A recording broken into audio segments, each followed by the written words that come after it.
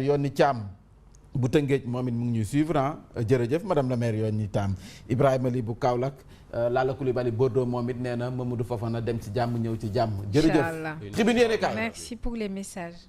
jot nañ message yi bari. merci beaucoup. Tribune yéenekaay nee na crise financière ci miim réew le Sénégal sous perfusion des banques ivoiriennes daanaka ñun mooy démb rek Sénégal bu fekkee tey nit ku wopp la fu mu nekk ñàkk na pexe nag. ñàkk na pexe lu mu jëndee ordonnance ba nga xam ne dëkkandoo bi nga xam ne si ñun la doon xool tey jii moom la ñu dem pour ñu sampal ñu perfusion pour ñu mën a jóg mi ngi ni banque ivoirienne yi def fu mu nekk nii ñoo ñu sampal perfusion lu mënta ñàkk 42% de la dette sénégalaise entre les mains des banques ivoiriennes l'agent de notation SP Global Rating moom ci boppam mu ngi tirer la sonnette d'alarme sur un risque régional ndax nag liy xeeñ neexul benn yoon te ça n'augure rien de bon la Côte d'Ivoire stable mais l'UEMOA fragilisé lii nag bu ñu waxee UEMOA mooy kuréelu réew africain xam ne ñoo bokk weccet. Sénégal mooy deuxième puissance UEMOA après Côte d'Ivoire. mooy deuxième puissance bi. yàlla baax na kon foofu la ñu toll. Tribune yéenekaay ne fii nag bu ñu waxee crise financière waaye wax ci politique bi nag duel Diomaye Sonko daanaka nag confusion la ñu am ci biir Pastef te soo moytuwul nag coalition Diomaye bu Mimi bi Mimi mii ak Diomaye mii. dana tas Pastef de parce que sañe bi ñu gis nii gaa ñi di ronjoro ñu jógee Pastef di daw di dugg ji ci coalition bi nee nañ lii bu dakkul wax fa dëgg neex yàlla nag yàlla boo dégg si repose day doy waar de lii 190 chefs de parti et mouvements ont rejoint Mimi Touré à la date d'hier la confusion s'installe à Pastef qui risque l'implosion su may kàddu moo ko wax Mimi est en train d'accélérer la cadence pour la restructuration de la coalition Diomaye président. autodissolution la bi yoon kon xanaa.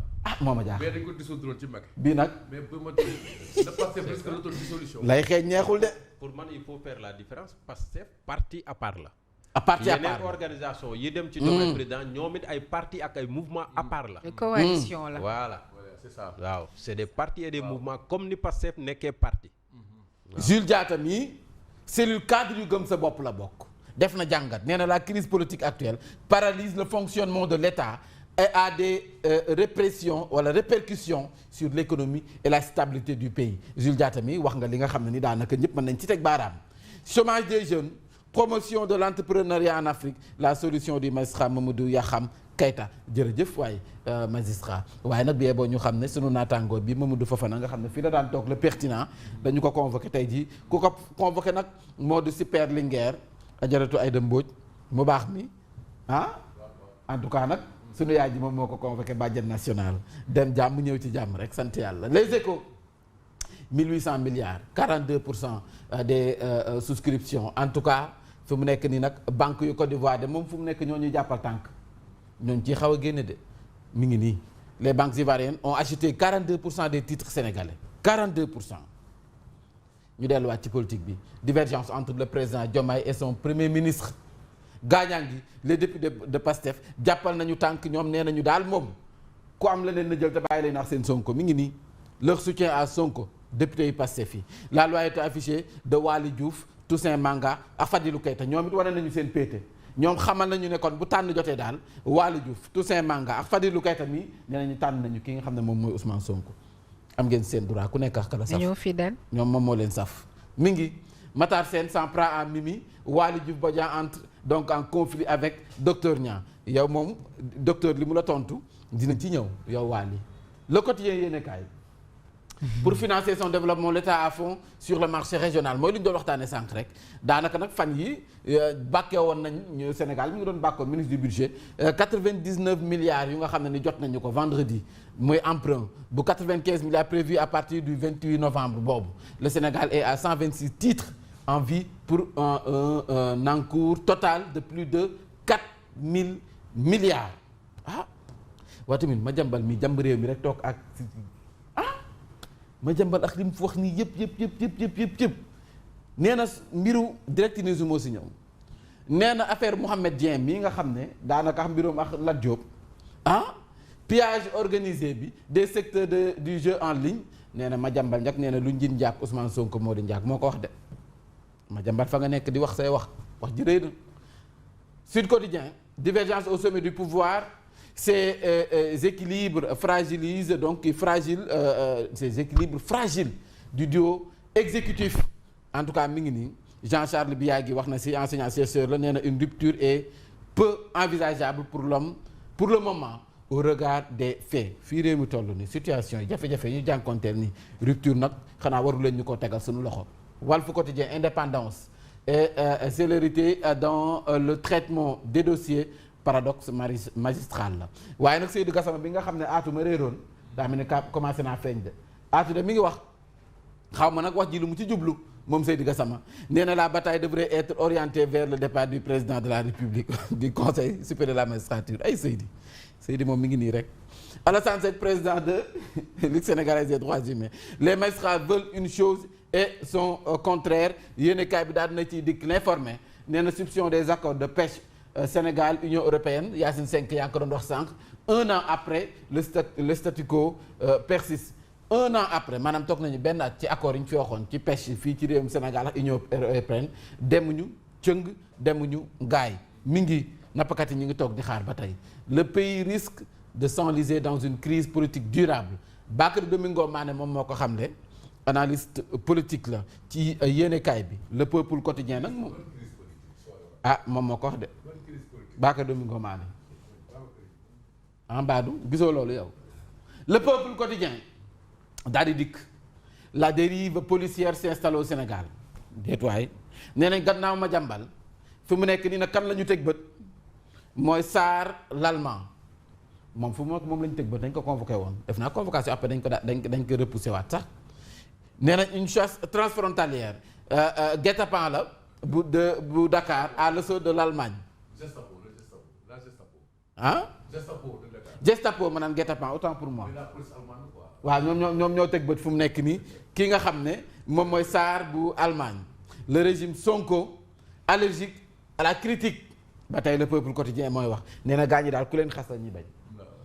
nguurug Sonko gi nee na boo leen xasee rek wax fa dëgg neex yàlla ñu teg la bët mi ngi nii le mensonge de la menace les portes donc auxquelles il frappe ont déjà vu les tyrans passer mi ngi nii daal fu mu nekk nii daal gaa ñi teg nañu leen bët de. fu mu nekk nii ku wax lu leen arrangé wul rek ñu ne la kaay ñu waxtaane ko le Dakarois daal dinay dikk expansion accélérée de la coalition Diomaye président mi nag mi ngi doxal mission am nag accélérer la cadence bii Aminata Touré mi ngi accéléré ndax information yi nga xam ne le Dakarois joxe na ko Mimi Touré Bougar Diouf ñoo ngi installé li nga xam ne moom mooy permanence bi yemuñu ci rek ci WhatsApp yeex statut yi ñuy partagé de nee nañ permanence bi fu mu nekk ñu ngi koy installé. permanence mi ngi nii d'installer la permanence fu mu nekk nag gaa ñuy validé il faut ñu ne fàng nag affiché wu. dem ca permanence ba coalition Diomaye président. ils opèrent donc des recrutements dans l'opposition au sein de PASTEF waaw ñu ngi ci opposition bi di ronki ñu ngi ronki ci biir PASTEF. cay politique. non mi ngi ronki ci opposition bi. mi ngi ronk ci Pastef. loolu nag Mambay dinañ ko waxtaanee ci kanam après fa ñu waxtaanee. non affaire transhumance bi itam. Diomaye na ko moytu arrangé wu ko de. transhumance dafa yàgg ci réew mi non dafa ñaaw. affaire ñaaw na wax bu dëgg. gars yi ñaaw na 24 ku nekk fi mu la fekkoon élection yi des fa. dafa ñaaw tam quoi xam nga yow nguuru Senghor bu kee. lu ñaaw wala bu dëkk demul waaw grand chef la mu doon ñuy transhumé. Diomaye wax ko woon de. du Diomaye lu ñaaw wala bu dëkk demul ndimu jaar. Adama nag wala bu dëkk di dem rek. dara nag. day xamul suuf ñu téye sa loxo da nga bëgg a téye seen loxo. non xam nga tam affaire yi il faut mu am politique il faut mu am tuuti. mais politique ak transhumance ñoom ñoo ànd. transhumance fii Sonko ànd naa ak waa ji lancé na gañu saako lu ne la ko yàq ñoom ñëpp. mais c'est pas mais déedéet ñoom est-ce que mën nañu bañ transhumance tamit na parce que tamit ñi leen tax.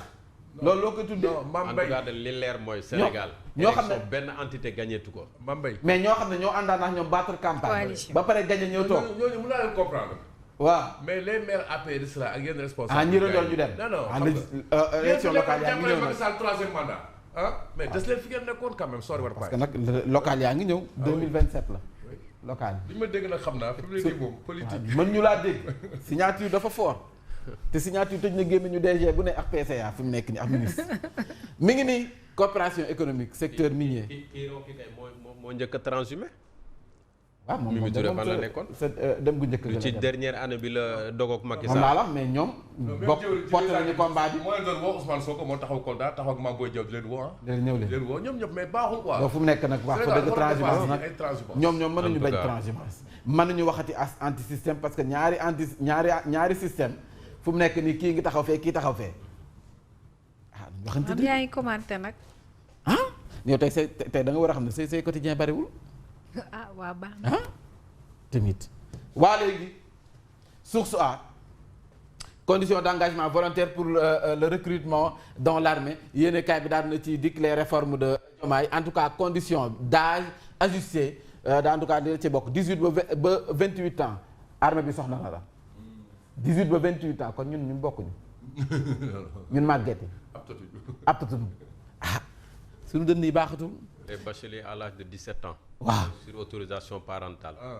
l'armée bi soxla na xale yi ñoo war a dem si boppam nag. donc ah, uyu boo leen amee yenn profil yi tamit. dem mën leen. nga am chance. mi ngi nii dem leen de.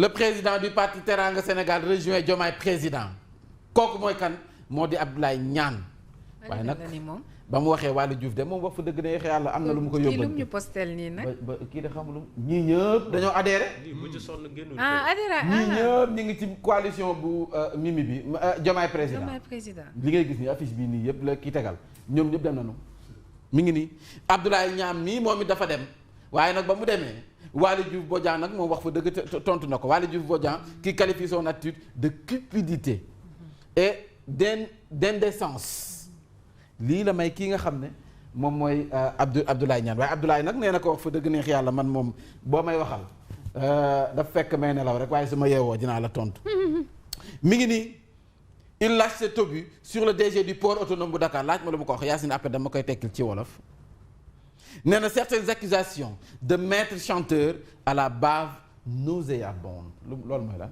mooy gémmuñ guy nàcc di wax jàmm. waaw mais est-ce que du gémmiñ gu xasaw waaw mooy loolu noonu lañ ko mën a waxee. parce que gémmiñ gu xasaw moom foo jublu ñu ne la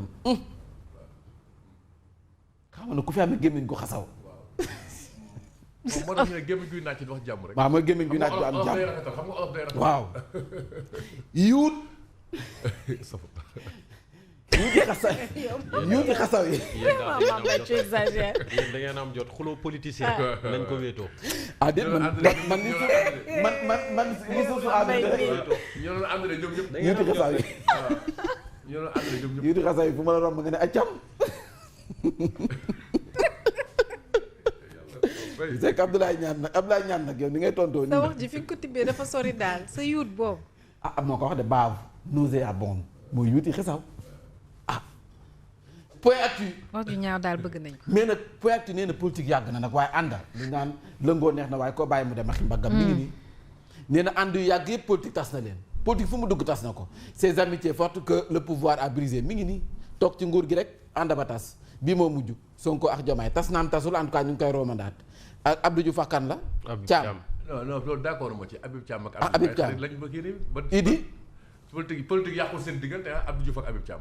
ah waaw mi ngi noonu de en tout cas foofu la tollu daal la coalition de Diomaye sous le microscope yéene kaay bi daal na ci dikk les affaires donc ralenti crise au sommet de l'État daanaka nag lii tax na kon nag mbir yi doxatul l'enquête yéene kaay moo ko wax le laas yéene kaay ne waa léegi ani Birame Souleye foo ne samaanu gii ci réew mii ne wax fa dëgg neex yàlla ne nañ naturel laas yéene kaay nee na ko foo ne le silence troublant de Birame Souleye Diop nee nañ ko waxal ci wax ji ana Odia mi ngi làmba ji sàjj na président Diomaye ngi ne ak Aminata Touré ca wet ga Ousmane Sonko ak super Linguère Aïda Mbodj ci digg bi nag Waly Diouf Bodian ak ki nga xam ne mooy Abdoulaye Niane ñoo nekk ci biir fës kee ne soobu ci combat bi mooy combat bu ndaw bi mu des